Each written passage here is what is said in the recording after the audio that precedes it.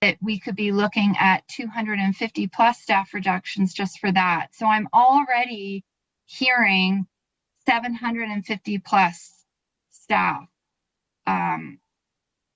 position reductions, and I wanted to get early understanding from staff on this and that position. Thank you. You, and through the chair, the number that I was referring to about the 260, that would be a cumulative number over the last 5 years. So the budget position of $63.2 million deficit, that was our original preliminary estimate, would include that amount. So you're correct with the 522 positions attached to the COVID funding. Well, actually excluding the 40 that we added back for the school-based safety monitors. But the remainder is, we wouldn't have to make any further reductions to cover those costs on top of the 63.2 million. And we are, again, working through what the budget means and specifically what those PPFs mean for the positions that we already have in the board, and if the funding will cover any of that deficit. And when we come back on May 15th, we will have a better understanding of exactly where we are and what reductions would further be required to balance the budget. Thank you very much. I appreciate that response. My other question was, and I'll also make a brief statement on it, was that this topic is on the update for the 2023-24 Grants for Student Needs announcement. And as part of that announcement, there was also an announcement on the introduction of Bill 98, the Better Schools and Student Outcomes Act. So I intend via, although I'm not a member of FBAC, I'd like to propose that there be a motion put forward related to Bill 98, Better Schools and Student Outcomes Act as business arising for this. I'm happy to speak to that after we discuss other business arising from this motion, from this update, as well as any questions that other trustees may have. But I wanted to get staff's views on the other announcements that came alongside the Grants for Student Needs, if there was any preliminary comment, particularly on proposed Bill 98. Thank you, and through the chair, we are working through what Bill 98 does mean for TDSB specifically. I know at the TLC board meeting on Thursday evening, we did, the directors passed a motion for TLC staff to work with TDSB staff to prepare a response related to the bill and the impact that it would have both on TDSB and TLC. So we are aware that there will be specific impacts, especially with related to surplus properties. And then there are some governance issues, obviously, as well. And as we do a deeper dive into it, we will ensure that we provide feedback at the opportunities that are provided to us.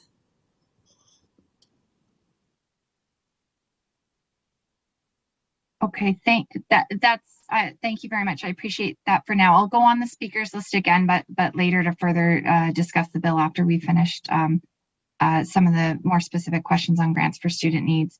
I would just echo some of the comments around the meeting scheduling that took place just before we recessed. It seems like we haven't allocated enough board meeting time for discussion around the budget. And I know that there aren't a lot of times available, but I know we may wind up needing to make the time anyway. So it would be wonderful if we could try to set aside the time that we know we're going to need, and if we can seek an extension. Just, I can't see how we could do the delegations as well as our deliberations within the time that was proposed this evening. Thank you. Thank you. So next on the list, we have Trustee Laskin. Madam Chair, are there any other people speaking to this report? And do we have to move this report before there's business arising from it? We do have to move the report before there's business arising. I'm happy to move it. Okay. Thank you very It's much. trustee Trinneslin. Sorry, okay, so trustee Shen, did you want to, do you have questions of your own? Pricing as well. to move a Okay, motion. so trustee Laskin, go ahead. Uh, Thank you very much, Madam Chair. It was very disturbing tonight to listen to the issues that were put forward about the GSNs and how preliminary updates the preliminary updates from staff will affect our bottom line. But one of the things most troubling to me was that we really don't get any funding to support unfunded costs that we have as an employer, as the TDSB, and that we have no control over, zero control over. I believe the government can fault us all they want for the way we choose to use the very limited amount in the GSNs that is flexible funding, but I don't see how they can allow school boards the need to cut programs and services to cover costs that should be fully funded when they are completely out of our control. So I'd like to move a business arising motion tonight, Madam Chair. I've sent it to all colleagues, and I know it's really long, so I'm not going to read it all because of the time. I'm just going to read the recommendations. Be it resolved that the chair ask for an emergency meeting with the Minister of Education and request that the minister provide the actual additional funding to support the unfunded costs that the Toronto District School Board has as an employer and has no control over. For example, the employer portion of CPP, EI, and OMERS, and fix the centrally negotiated salary and benefit benchmarks. B, that should the ministry not cover these costs, which are outside of the control of the TDSB, the chair informed the minister that within the board's operating budget, the board will consider not including these costs when calculating the financial position of the board in determining if it has a balanced operating position, noting funding is the responsibility of the ministry to cover these costs as boards are funded by the provincial government. And C, that through the Ontario Public School Boards Association, the action at parts A and B be shared with all school boards across Ontario to discuss and potentially do the same. And I am moving that, and I believe Trustee McLean is seconding it, Madam Chair, and I put that on the floor. Thank you. So Trustee McLean, you're seconding. Do you have anything you'd like to say? Ditto. No. What she said, this is just ridiculous. Like it's just conceptually flawed that we have such, like the CPP, like that we should be responsible for this, so they should expect us, or maybe we should ask them where this flexible money, all this flexible money is, because I'm interested where they think all this flexible money is. But yeah, I am happy to second the motion from my colleague. Thank you. So do we have any other speakers to this motion?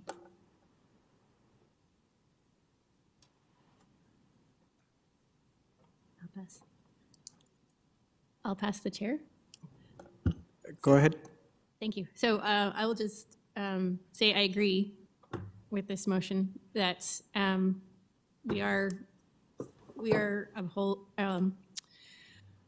obliged to pass a balanced budget at the end of the year or go to the ministry with a balanced budget. But I agree that the costs that are handed down from the government by both the federal and provincial government to us need to be covered by our funding body, which is the Ministry of Education or the province. And I honestly don't understand how they think they provide flexible funding when they fund the entire province on benchmarks that are out of date. And we know from working with colleagues across the province that they don't work for anyone. The benchmarks that don't actually cover our costs. We already spend what little flexible funding we have to cover a myriad of things that are outside our control that the government does not fund. So that's all. I'll cede the chair back. Thank you. Thank you. So I don't see any other speakers to this. So could we open the vote, please?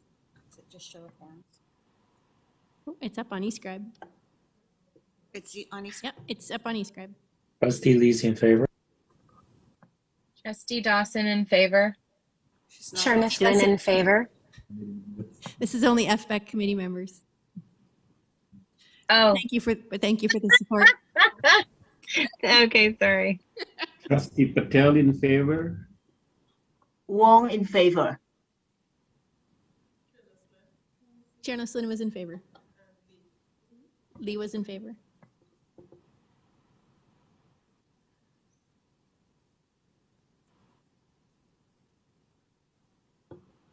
Trustee Earhart would like to know, us to know she's in favor. The committee has 8 people. No, we have, Oh, 9 people. yeah, we have 9. Oh, everybody's here. Okay, so that carries. Thank you very much. I believe Trustee Shan, you are next on the list. Thank you, Madam Chair. I'm moving a motion on behalf of Trustee Earhart on Bill 98, quote-unquote, Better Schools and Student Outcome Act. And I would like to pass my time to Trustee Earhart. Or is she the next on the line? Yep. Trustee Earhart, do you go ahead? You need a seconder. Oh, sorry. Seconding is Trustee McLean. Yep. Thanks very much, and thanks very much to Trustees Shan and McLean for moving this motion. The motion, and it's there on the screen, I'll read it very quickly. Whereas on the same day as announcing the Grants for Student Needs, the Minister of Education introduced Bill 98, Better Schools and Student Outcomes Act. And whereas the bill was also posted for commentary on Ontario's regulatory registry with a feedback deadline of May 16th, 2023. And whereas the bill considers several areas that relate directly to school boards and areas currently within the purview of trustees. And whereas OBSPA has communicated it will be responding to these proposed changes, be it resolved that the board chair work in close partnership with OBSPA to respond to these proposed changes, participate in the legislative process, including where appropriate, preparing oral or written submissions regarding the proposed legislation and any future implementing regulations, share the views of the Toronto District School Board on the proposed bill, including concerns around proposals that will result in duplication or added burdens on board staff, or proposals that could remove or restrict the role of trustees, share views including the need for funding to support any direct or indirect costs that may arise from Bill 98 or its implementing regulation, and including increased opportunities for boards to share views on proposed Bill 98 and any implementing regulations, and that the board chair communicate these views to the Minister of Education and OBSPA. So it's a lot very quickly, and I'll contextualize it that this bill was introduced last week, and from my understanding, from its status in the legislature, is currently at second reading, and so is moving quickly. And so I think it's important that we give our board chair the ability quite quickly to be able to comment on this bill. And I say that because the bill does implicate boards and has the potential for implications that uniquely implicate the TDSB to a different degree than other boards. And so I'll just read some items from the bill's website, the explanatory note, and under Schedule 2, the Education Act, that there's proposals in this bill to amend the Education Act to add ministers' powers and regulation-making powers respecting provincial priorities in education, adding governing boards' participation in prescribed activities and relating to school board controlled entities. So this is a key one, as we are one of the few, and I believe the only board that has a school board controlled entity, where the Minister of Education through this legislation is seeking regulation making powers that could govern our participation and that relate to controlled entities. And so a mention was made by staff earlier tonight that Toronto Lands Corporation will be preparing comments on this. This would be, Toronto Lands Corporation could be implicated, as I understand it, by this bill. It goes further. Amendments are made addressing when a board may or must sell, lease, or otherwise dispose of a school site, part of a school site or school property, and giving the minister various powers over such disposition, including regulation-making powers. And the bill goes on with some other areas that directly relate to school board trustees and a board's current role. And so I think it's a bill moving very quickly that could implicate our board. And so I do think it's important that we empower our chair and that we as a board make comments. And so the opportunities to comment typically would be through the legislative process, should the board be referred to standing committee, and if there are opportunities to depute at standing committee or make written comments. The second is that the bill is currently posted on the Regulatory Registry of Ontario for public comment until May 16th. And the third could be partnering or working in close partnership with OPSPA on any of its comments. And so I think this is a really important window for us as a board to consider this bill and to communicate what its implications could be for us as a board to those making decisions around this bill, which is the Ontario Legislature. And I would add that the bill will enable regulations, and it will be incredibly important for us to also be involved in any regulation development. And so this does also empower our chair and empower us to communicate specific views during any of the development of regulations that relate to this bill. And so I'll just state again quickly the concerns that I flagged in here. Anything that may result in duplication or added burdens, proposals that could remove or restrict the role of trustees, noting the need for funding to support any direct or indirect costs that may arise from this bill or any implementing regulations, and then increased opportunities for boards to share views on the proposed bill or implementing regulations. So thanks very much for those putting forward this motion tonight, and happy to take questions. So next, Trustee McLean, did you want to make any comment as the seconder? No, I'm happy to cede my time to Trustee Erhard if she needs additional time. But if she's content, I'm good. So then next on the list, we have Trustee Dawson. I just want to express my gratitude to Trustee Erhard and the movers for putting this forward. I am particularly concerned about what this means for the Toronto Lands Corporation and our long-term program and accommodation strategies. So I really think it's great and timely, and thank you very much for the thought that you put into this and the quick action that you took. Really appreciate it. I'm in favor, obviously, even though I don't have a vote.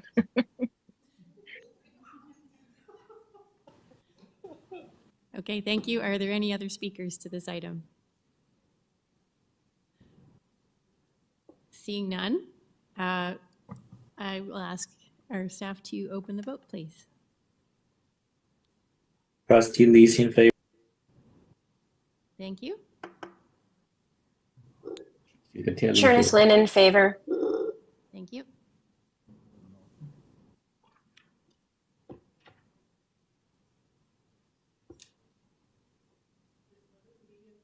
Yes. Trustee Wong and Trustee Patel? Or, Trustee Chair Patel voted in favor. in favor, voted on each scribe. thank you.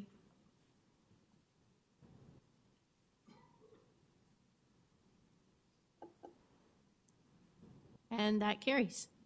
Thank you very much. So the next item on our agenda is an update on the child care umbrella agreement with the City of Toronto. And is this for receipt? Yes, okay. Thank you. So I'll pass the chair to Associate Director Zucker. Thank you. And through the chair, as trustees are aware, A motion was passed in December 2022 authorizing the director to renegotiate the umbrella agreement with Toronto Children's Services to ensure that the board is made financially whole, and that if the negotiations were not completed by January 31st, to terminate the agreement and to be able to charge the actual cost per square foot starting January 1st, 2024. As trustees had been previously updated, as a result of the motion, board staff sent a letter to the city in January 2023 to ask to renegotiate the agreement. The city responded that they were not interested in negotiating or renegotiating the agreement, and as a result, staff did send a letter to the city to terminate the agreement. Since then, on April 11th, the board received a letter from the ministry indicating that they were developing a new childcare formula, and that in the interim, the ministry would support an agreement between the board and the city at their benchmarks, which are, again, $9.94 and $9.95 per square foot for elementary and secondary. When the GSM was released last week, it indicated and it provided some more information related to developing of this new funding formula, as we discussed in the previous item. So at this time, staff is bringing this report for information as we continue to work with the ministry to understand how and if this new model impacts the board motion. If it does, we will bring this back to the board and bring back the impact on the board and the budget. Just for information, the $9.94, $9.95 per square foot at the ministry benchmark is quite a bit less than the cost recovery rate, projected to be $15.97 for 2023-24, and would create a shortfall of approximately 4.6 million annually. So as indicated, staff will continue to work with the ministry. We have told them how important and timely this information is as we work with our child cares to help them plan for January 1st, 2024. So it is important. The memo does say that they will be looking at providing the rates in the summer of 2023. This is the ministry indicated this, but we have had able to have a meeting already with ministry staff, and we will continue to meet with them as this is one of their priorities. So again, this is just for an update. There's, I don't think any action required at this time. We continue to follow the board motion and to work with the ministry. And if in working with them, we find that we actually have to move to these rates, then we will come back to the board for further direction. So speakers list, we have Trustee Lee, followed by Trustee Earhart. So Trustee Lee, go ahead, please. Thank you, through you, Madam Chair. Thank you, Associate Director Zucker, for giving us this report. I'm just not 100% understanding, I guess, what our ministry is trying to do. In your opinion, I don't mean to ask you to speculate. Is this meant to help us or help the city make sure that we give them a I guess, a TMI rate that they think they can pay? So through the chair, in our meeting with the ministry, my understanding was that if we increase the rate, then the city then goes to the ministry because of the universal child care, to get the difference between what our rate is and what they actually are charging. So it comes back to the ministry to provide this difference, is my understanding. So I don't think it impacts the city or the board. I think it impacts the province.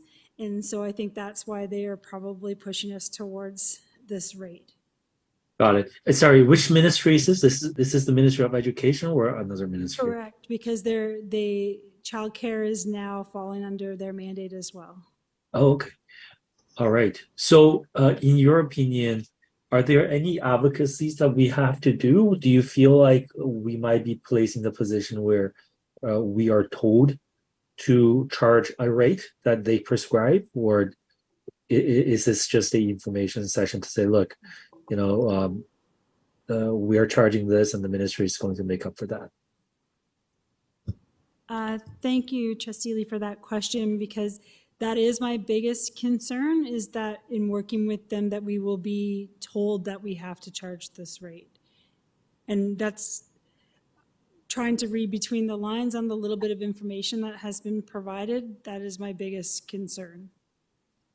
And through you, Madam Chair, Associate Director, our TMI rates, how do they compare in relation to similar properties in the commercial market? Is it higher, is it lower, or around the same, in your opinion?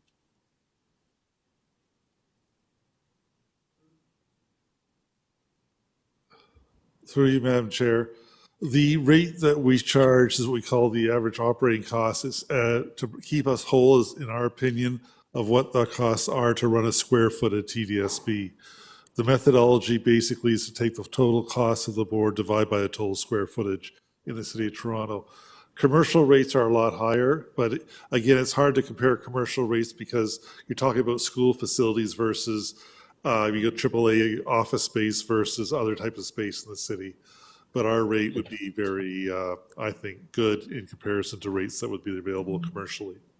Okay. So there's no claim that can come back to say that we're not being reimbursed the full rate, or we're being asked to pay a lower rate because we're mismanaging our cost base, and therefore we're being driven down to a cost base that's representative of market. What I'm hearing through you, Madam Chair, Executive Officer Craig Snyder, Executive Officer Snyder, I'm so sorry, is that we're actually lower than the commercial market. Alrighty. That's correct. Okay, thank you. That gives me context. Really appreciate it. Thank you. Trustee Earhart, go ahead. Thanks very much. And I wanted to start with a comment, just to take a moment to recognize Dr. Charles Pascal, who I and perhaps others here learned prior to these meetings passed away today. Dr. Charles Pascal was a leader in the early childhood education space, was a champion of childcare, was a mentor to so many. And I just want to recognize his work on fighting from the rights of the child perspective, so often for high quality childcare and early learning opportunities. And so just a moment to pay respects to a very great man in this space. And I appreciate the update and the continued updates. I am wondering how childcare operators within TDSB facilities are being updated on this. And so I've just gone on the website and they haven't received any information just based on the website updates that shows all the letters that they receive. They haven't received anything since December 8th, 2022, and it was just on the motion. So are they aware of the discussions taking place right now and what it could mean for their January 2024 operations?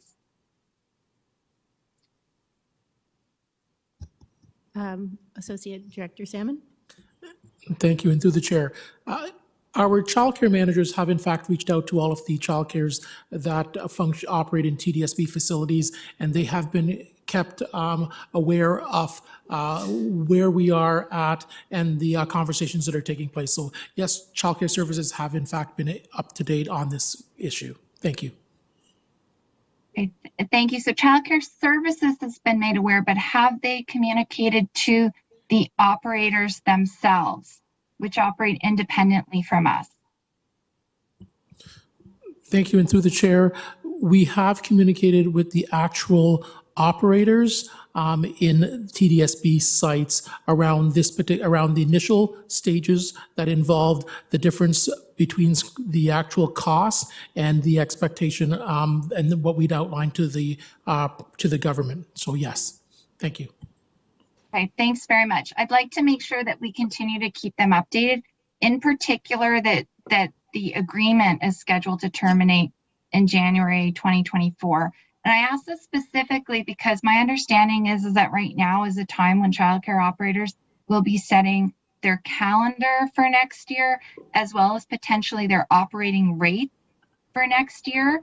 And we would want them to be aware for their year that this could happen mid-year for them, that any changes that may result, whether or not we are paying, the city is paying, the province is paying, or in the event that no one agrees to pay and the costs are downloaded onto childcare operators, that they're in a position where they are able to continue operations and either absorb the costs or download them onto families, none of which I believe are great options, but I wouldn't want them to be in a position where none of that was possible. Are we able to communicate to them around this in light of where their fees are typically set? Like, are they sending input on this at all? So through the chair, we do continue to communicate, and I know our child care manager has given them an update on where we are with regards to the termination. Once we received this letter on April 11th, we paused formal communication until we can determine the exact what this means for TDSB exactly. But know that, again, that this is timely because of all of the factors that you just indicated with regards to setting their budgets and working to determine who is going to be responsible for actually making TDSB whole.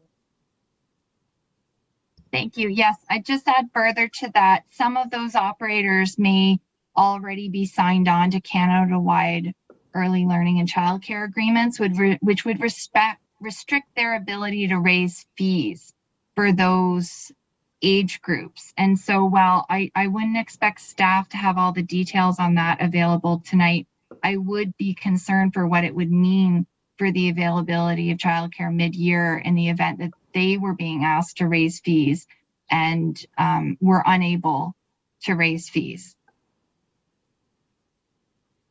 So I am concerned as we move towards potentially worst case scenarios for this. What step these worst case scenarios are at this point, and is it worth us as a board getting updates that consider those worst cases at this point? Thank you, and through the chair, I will take that back to our child care manager, who has been working very closely with all of the individual child cares to determine where they are in this process and what their concerns are and what kind of contingency planning that they've been doing. Again, my understanding from the ministry, when it seemed like they had some concerns about us raising this rate, was that the subsidy is going to actually fall back to them. And so I don't believe that the board or nor the city nor the child care provider should be the one that is responsible for the increases. I think it will fall back on the ministry. And so I think the worst case scenario is that the ministry mandates the $994 and that we're funded for it, but we're still have a $4.6 million difference between our actual costs and the funding that we receive, with no ability to recoup it. Also not a good option. Thank you very much. And just for the benefit of others as well, just and to enhance my understanding, this is related to childcare operations, which are now funded through that's funded by the Ministry of Education, and it's lumped with education budgeting items. My understanding is they group childcare into education this year. And two, that the province receives funding from the federal government to fund some of these operations to reduce parent fees. Am I correct in that understanding? Through the chair, I believe that's correct. Okay, thanks. So the province is preventing us from being made whole with full funding in an area where the federal government is funding them, if I understand it correctly. Did I misunderstand? that would be the case, but I will turn it over to Associate Director Salmon. Okay. Yes, thank you. And through the chair, the Seawell agreement that has been signed by all of the provinces at this point in time allows the federal government to provide significant funding to provincial governments in order to then have those funds related to city entities like the City of Toronto in order to provide services. So that's the flow of the actual funds. Part of the challenge is the fact that the city would outline that they don't get enough funding in order to support all of the childcare services within this city, and as such don't have enough. But the reality is what you've outlined is accurate with respect to the flow of funds to each of the different groups. Thank you. Okay, thanks very much. I appreciate the responses. Trustee McLean? Thank you, through the chair. I know that the government has moved childcare into the education realm and in terms of budgeting, but is it actually in the Education Act? So my question is, my follow-up is going to be, do they actually have the authority to make us pay this 4.8 million or 4.5 million if it pertains to childcare, and we operate under the Education Act? Thank you. And through the chair, I think that's what we're trying to determine is, one, do they have that authority? And then two, what happens if we don't? Or if we do work to, again, all we're asking is to be able to charge something that lets us break even. We're not making a profit here. And so we want to just be made financially whole. And I believe that, again, from the one meeting that we've had so far, the concern was that it would fall to the ministry to pay that difference to the city to subsidize the childcare providers.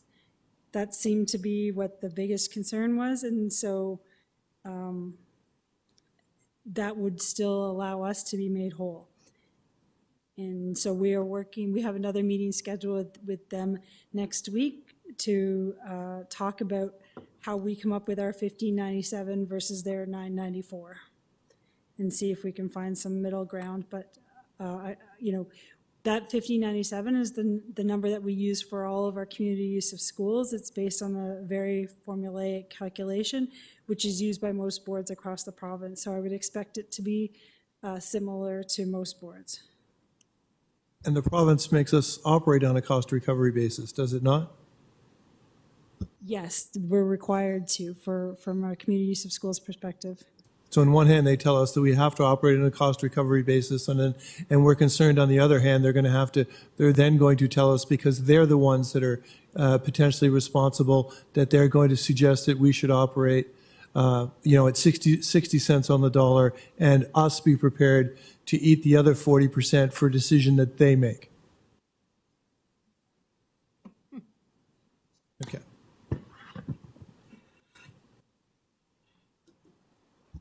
I laugh, but it's not funny. So do we have any other speakers to this or questions for staff? Seeing none. Sorry, this was for receipt. Are we voting on this? Can I get a mover and a seconder? Trustee Laskin, Trustee McLean. And could we open the vote, please? Sureness Lynn in favor, please. Thank you. McLean in favor.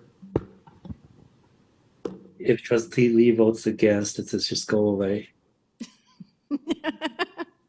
Oh, if only that worked. In favor.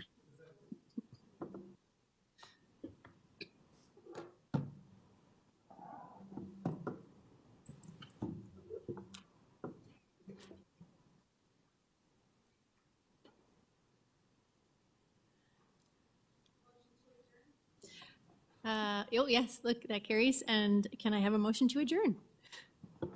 Trustee Laskin, Trustee McLean. All in favor? Any opposed? Thank you. Have a good night. Thanks, team. Have a good night. Thank you so much, staff.